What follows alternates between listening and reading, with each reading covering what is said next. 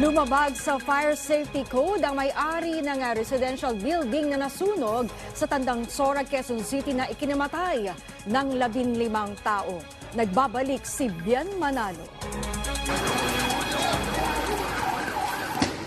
Nilamon ng naglalagablab na apoy ang isang residential building sa barangay Tandangsora, Quezon City pasado alas 5:30 kahapon ng umaga.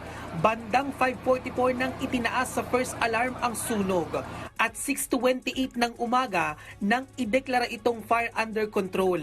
Ayon sa inisyal na investigasyon ng Bureau of Fire Protection, 18 individual ang nasa loob ng gusali.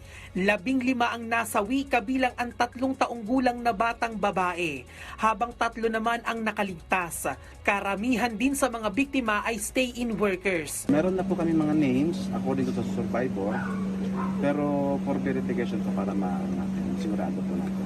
Napag-alaman na may patahian at According to survivor, ang ginagawa nila yung mga t-shirts na maraming demand ngayon, mga t-shirts. So, nag-ano sila ngayon ng mga personnel, nagpunta sila ng mga worker.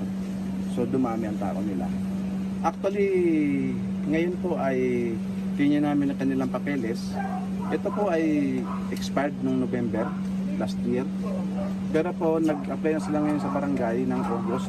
Lumabag din umano sa ilang fire safety ang may-ari ng gusali. Wala pong exit at they're not supposed to do the printing na may mga... Kasi po, highly flammable po kasi ang tela. Ang tela. Pagka po kasi ang tela, nasunog yan, yung smoke niya na nilalabas talaga maitim, toxic po yun. At talaga pong minutes lang, wala ka ng buhay doon. Matinding trauma at takot naman ang idinulot ng insidente sa mga nakaligtas.